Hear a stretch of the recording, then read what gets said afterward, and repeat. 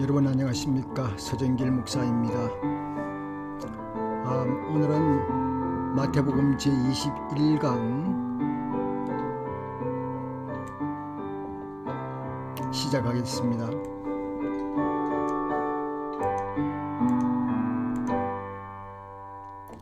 마태복음 21장 1절에서 46절까지 말씀을 상고합니다. 성전이 왜 더러워졌는가 하는 문제이죠. 예수님께서 성전에서 성전 청결을 하실 때에 그 마음 생각하셨던 것과 그 시대상을 좀 살펴보는 그런 시간을 가지려고 합니다. 먼저 질문으로 시작하겠습니다. 저는 오늘 21장을 하는데요. 21장에서 23장까지를 보면은 한 세 가지를 질문해 볼 수가 있습니다. 제가 질문을 통해서 뚜껑을 열도록 하겠습니다. 첫째는 이제 자신의 고난과 죽음을 내다보시면서 어디로 가셨나요? 아마 예수님을 말씀하시는 거죠.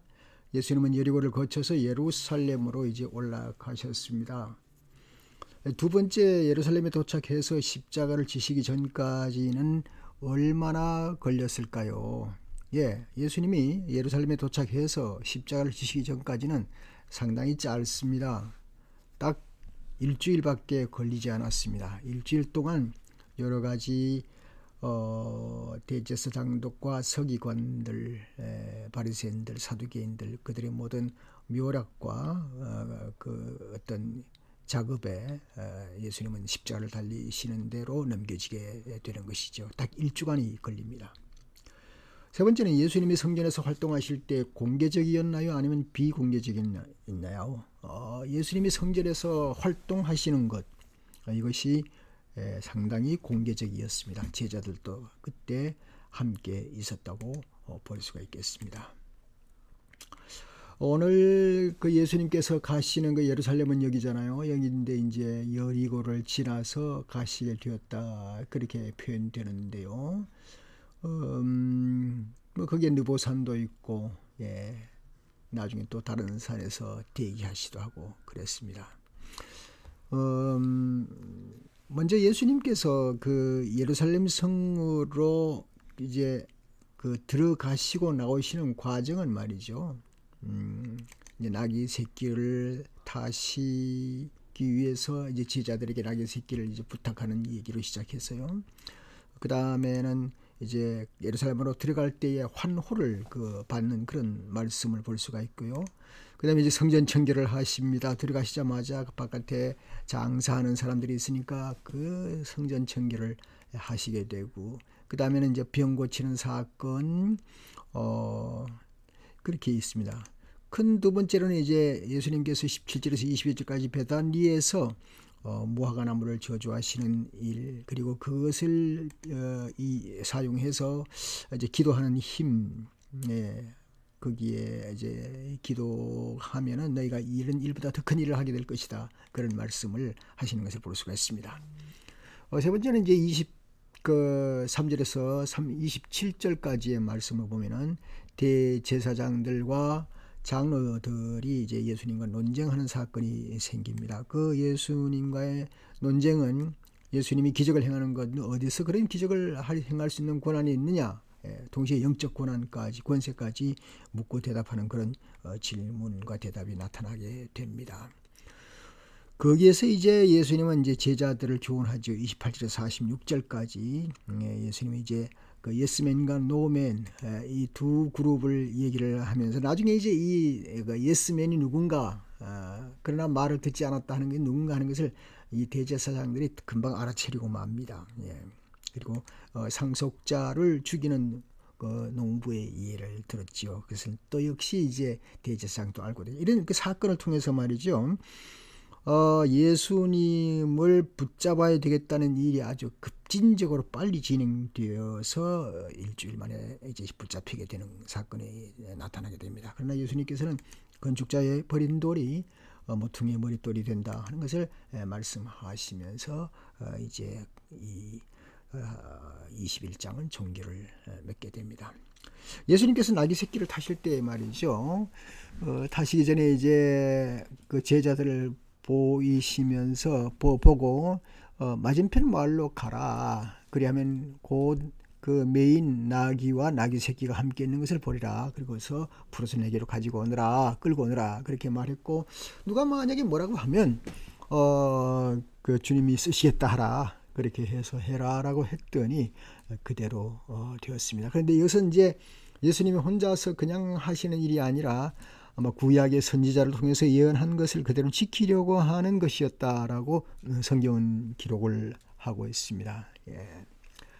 그 다음에 이제 환호를 하는 백성들을 볼 수가 있죠. 예수님 오심을 환호합니다.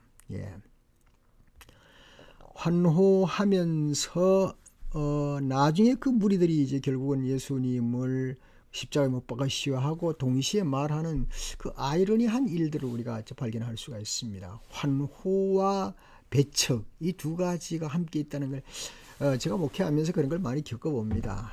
상당히 환영하는, 처음에 제가 부임할 때 환영 아주 강하게 했던 사람이 곧 등지더라고요. 그건 뭐 꼭 원칙이나 원래라고 말하기보다는 대체로 그런 일이 있다는 그런 얘기입니다. 그래서 환호와 배척은 항상 양면과 같아서 그 군중 속에서 그런 두 가지가 항상 있다 하는 것이지요. 예수님께서는 예루살렘에서 환영을 받으시면서 좋아하시거나 뭐 기뻐하시거나 하는 것보다는 눈으로 보신 것이 있습니다. 보신 것이 바로 성전을 중심한 그 주변에 장사하는 사람들, 돈 바꾸는 사람들, 뭐 이런 사람들을 보면서 아주 참 답답해 하셨고 안타까워 하셨죠. 그래서 예수님께서는 성전에 들어가서 매매하는 사람들, 즉 돈 바꾸는 사람과 비둘기 파는 사람들의 의자를 둘러보시면서 이르시되 내 집은 기도하는 집이라. 이것은 이제 예수님께서 당연히 하시는 일이지만 대제사장과 서기관들은 이런 일들에 대해서 매우 불안해하고 또 왜 이런 일이 일어났는가, 또 자기들의 권위를 짓밟는 것이다, 그렇게 이제 마음이 틀어지게 되는 그런 사건을 볼 수가 있습니다. 그 다음에 이제 병고침이 일어나지요.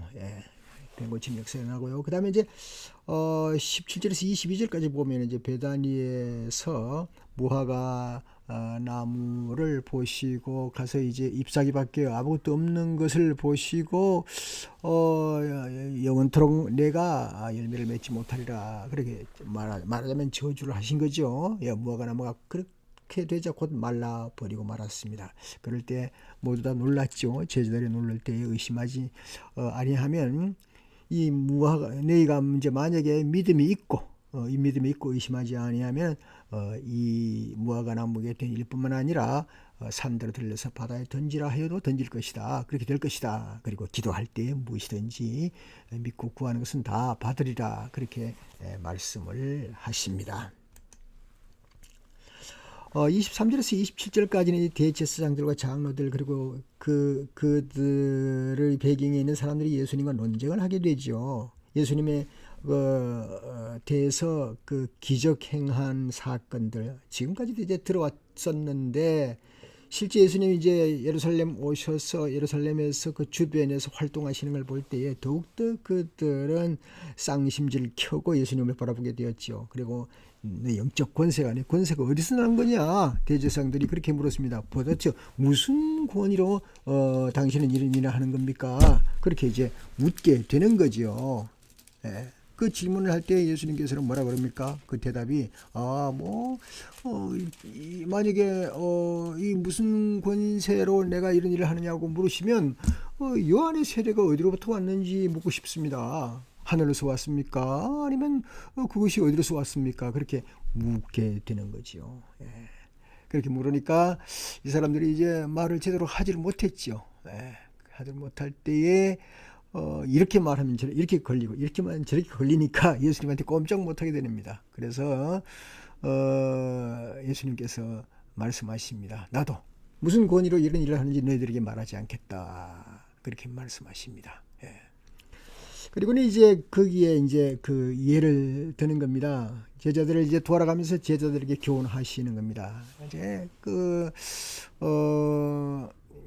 예수님 말씀하시기를 어떤 아버지가 아들이 둘이 있는데 한 아들에게 또 다른 아들에게 이렇게 해라, 포도원에 가서 오늘 뭐 할 일이 있으니까 일을 좀 해라 그랬더니 이제 큰 아들은 아버지 가겠습니다 하고 말을 듣지 않았습니다. 근데 둘째 아들은 아버지 제가 못합니다, 싫습니다 하고는 이웃치고는 아버지 말을 들었습니다. 그렇게만 표현을 했는데 이 둘 중에 누가 아버지의 뜻대로 하였느냐, 그걸 질문을 하는 거죠. 그럴 때 이제 조금 전에 말씀드린 대로 대제사장과 서기관들은 이 내용을 들으면서 아하, 이걸 우리를 보고 하는 소리구나, 그렇게 이제 알게 되는 겁니다. 우리를 보고 하는 얘기다, 그걸 알게 되는 거죠. 예. 그리고는 예수님이 이어서 상속자를 죽이는 그 농부의 예를 들어서 말씀하십니다.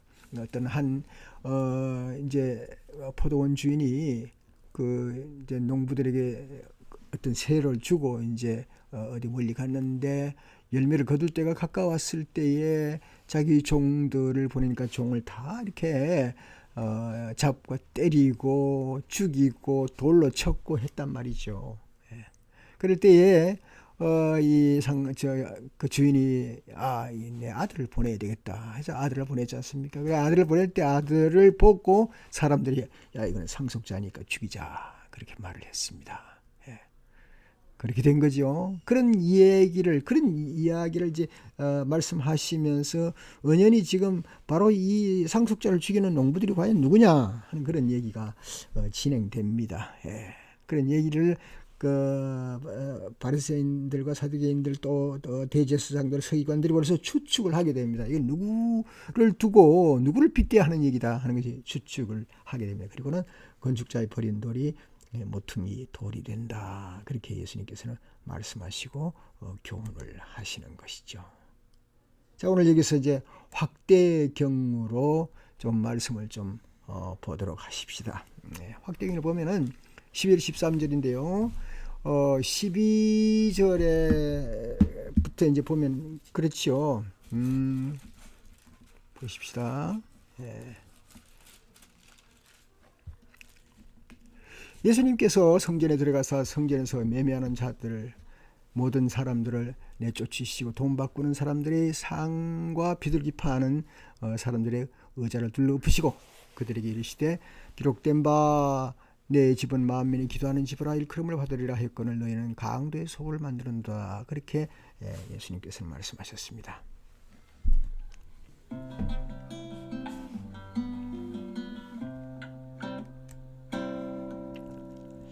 자, 이제 이렇게 주님께서 말씀하셨죠. 그렇게 말씀하실 때에 이제 12절 13절 말씀을 제가 이제 친구들하고 이렇게 나누어서 좀 이 말씀을 상고해 보았습니다만 이 말씀이 어떻습니까? 첫째는 이제 그들은 왜 더럽힙니까? 그들이라는 것은 대제사장들과 서기관들과 그리고 성전을 주도하는 그런 사람들을 말하는 것이죠. 글쎄요, 제가 성전 옛날 그때 2000년 당시 예수님 당시에 성전 상황을 자세히 알 수는 없습니다. 우리가 아무리 공부하고 역사 자료를 찾는다고 할지라도 그 내용을 정확하게 알기는 힘들지만 그들은 적어도 뭔가를 지키려고 했던 겁니다. 뭘 지킵니까? 저들은 전통을 지키는 거죠. 저들은 또 예전을 지키는 것이죠. 예전. 그들은 끊임없이 하나님께 드릴 것을 준비하고 준비해왔고 준비시키고 그렇겠죠. 이제 부자들은 뭐 소나 양을 가지고 왔겠지만 그렇지 못한 사람들은 이제 비둘기 제사를 드리고 그리고 급하게 그 성전 앞에 도달한 사람들은 이제 부득이하게 재물을 사서 드려야 하는 그런 일이 생기게 되었죠. 예. 이것은 누가 나무를 하겠습니까? 하나님께 그 제물을 드리려고 준비한다는데. 그러나 그런 것들이 모두 다가 필요했고 그래서 팔고 사고는 했지만은 여기에서 사고 파는 행위가 이루어졌다고 하는 것, 사고 파는 행위가 이루어졌다 하는 것까지는 어떤 의미에서 우리가 인정한다고 봐도 됩니다. 그러나 예수님께서 이제 고치고 싶은 부분이 뭔가 하는 게 그게 문제입니다. 예수님 고치고 싶어 하는 것은 예배 의식이 아닙니다. 예, 그 예배 의식을 뭐 망가뜨리려고 하는 것이 아닙니다. 예배 의식을 무시하는 건 아닙니다. 문제는 하나님이 싫어하시는 것을 그들의 예배 의식 과정 속에서 발견하신 것입니다. 하기는 예수님께서 점잖으시죠. 직접 그냥 그 상황을 보고 본당에 들어가서 그 책임자들을 대제사장이나 그 서기관들에게 따지고 물었다면 일이 좀 굉장히 더 커질 뻔했는데 그렇지 않고 그냥 문 밖에서 현실감 있게 그 장사하는 사람들에게만 화를 내셨습니다. 예. 보통 좀 일을 하는 사람들은요 이제 그 매니저 나오라 그래 그러잖아요. 매니저에게 사실 여부를 아주 조목조목 따지지 않습니까? 뭐 그렇게 하시진 않은 것 같아요. 그럼에도 불구하고 이 사건은 그들에게 있어서 굉장한 사건으로 눈에 들어가게 되는 것이죠. 자, 여러분, 저도 요즘 카피 머신을 좀 쓰기는 합니다만, 뭐 이렇게 원본이 있으면 카피하지 않습니까? 예. 요즘은 뭐 세월이 좋아가지고 카피하면 아주 정확하게 그대로 나와요. 어떨 때는 원본보다 더 깨끗하게 나오죠. 그러나 여러분, 카피해서 카피를 계속 해보십시오. 예. 그러면 분명히 그 카피는 희미해서 어떤 때는 심지어 글자까지도 보이지 않게 됩니다. 예. 그러면 그 대제사장들과 서기관들은 오랜 동안 역사적으로 홀로 뭐 2000년이면 2000년요, 예? 3000년이면 3000년이라 할까요? 특별히 이제 예수님이 탄생하기 이전에 그 암흑기 공백 기간 구약의 말라기로 끝나고 나서 예수님이 탄생한 이 사이 기간 동안에 암흑 기간 동안에 그들이 말이죠 무언가를 애쓰고 만들어낸 것들이 많단 말이에요. 예. 그럼 만들어내는 과정 속에서 카피라고 하지만 정확한 카피가 아닌 겁니다. 예. 엉뚱한 시 더덕 붙어버리면 말이죠. 여러분 악보를 카피하는데 악보에 무슨 다른 게 붙어버리면 이게 악보가 아니라 이건 완전히 이거는 정말 콩나물 공장이 되어버리는 거죠. 그렇기 때문에 카피라는 것이 원색이 퇴색되게 마련되어 있습니다. 그래서 카피하면서 지금까지 살아왔다면 뭐 예전을 위해서 뭐 이것도 덧붙이고 저것도 덧붙이고 뭐 기름을 뿌리고 촛불을 켜고 제사 제물을 준비하고 뭐 향수를 몇 번 뿌리느냐 접시를 몇 번 닦느냐 이런 문제가 자꾸 가중되다 보니까 말이죠. 무엇이 생깁니까? 진정한 그 원래 본질보다는 의식에 카피된 그리고 덧붙인 의식에 의해서 저들이 정립되어서 그걸 버리지 못하고 있다는 사실입니다. 그걸 자기들은 못 보는 거죠. 예. 하기는 보아도 못 본 척하는 거죠. 예. 거기서 뭐가 있습니까? 거기에서 인간이 가지고 있는 욕망과 욕심과 필요, 그게 개인적인 욕심이 있을 수 있고요. 어떤 공동체적인 욕심이 있을 수가 있습니다. 예. 말하자면 집단, 단체가 되는 것이죠. 이익단체. 예, 유익단체, 이익단체가 생겨나게 되게 되고 그 이익단체가 커지게 되면 그걸 누가 손을 건들 수가 없는 그런 상태가 되는 겁니다. 교회가 아주 컸을 때 어떤 단체가 아주 컸을 때에 그걸 함부로 건들 수 없다는 게 바로 그런 사건이 되는 것이죠. 예. 뭐 말하기로 하면은요, 그쪽 편 들어준다고 하면은 원래부터 강도의 굴혈, 강도의 소굴을 만들고 싶지는 않았습니다. 예. 그렇지만 그들이 엉뚱한 것에 집중되어 있는 동안에 사탄은 서서히 그쪽으로 몰아가고 끌어가서 원래 하나님이 의도하는 것에서 아주 멀리 떨어져 버리게 되어도 이것이 하나님을 섬기는 양 착각하게 되어서 결국 개신교가 시작이 된 것이 아닙니까? 예. 물론 이제 예수 그리스도 교가 시작되었고 그 다음에 이제 개신교가 시작되었죠. 그런 일이 진행됐습니다. 예. 뭐 요즘 이제 개신교 종교개혁 주일 500년을 넘어섰지만 과연 얼마나 우리가 원래 하나님의 뜻에 따른 본질을 그대로 유지하고 있는가? 우리는 무엇이 변질되었는가? 오늘날 교회가 안간 힘을 쓰고 지키고자 하는 것은 무엇인가? 참 저는 항상 그 목회자로서 오래 살았기 때문에 지금 이제 은퇴했지만은 목회자 편입니다. 목사님들이 얼마나 1년에 한두 번씩 계속 교육을 받으면서 말이죠. 진정한 교회가 무엇인가? 내가 버리고 택해야 할 게 무엇인가? 하나님의 말씀이 삐뚤어진 것을 바로잡을 수 있는 길은 무엇인가? 진리는 과연 무엇이고 이 진리를 우리는 어떻게 올바로 메시지를 전달해야 할 것인가? 교회는 어떻게 바르게 관리해야 될 것인가? 예. 그런 것들을 위해서 많이 애를 쓰고 1년에 몇 차례씩 세미나를 가고 훈련을 받고 교육을 받고 그렇게 합니까? 예. 그렇게 되는 것이 바로 이 예수님께서 성전 청결하시는 것을 기점으로 해서 우리 속에서 날마다 건물을 얘기하는 것도 아니고 어떤 단체를 얘기하는 것도 아니라 내 속에 벌써 나를 걸려 넘어지게 하는 요소들을 내가 하나님과 관계에서 쌓아지는 담을 내가 말씀 속에서 묵상 속에서 복음의 그 은혜 속에서 내가 무너뜨릴 거는 무너뜨리고 그리고 해칠 거는 해치고 드러낼 건 드러내서 하나님의 원래 의도를 되찾아내야 되지 않느냐는 겁니다. 그 일이 지금 필요할지 모르겠습니다. 무엇이 더럽혀졌는가? 그들은 무엇을 더럽혔는가? 예수님은 고치고 싶어하는 것이 무엇인가? 네.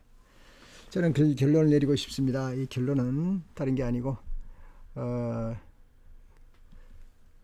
좀 집안이 저도 좀 복잡합니다. 뭔가 하면은 은퇴하고 나서 뭐 집안 좀 정리 좀 한다 그래도요.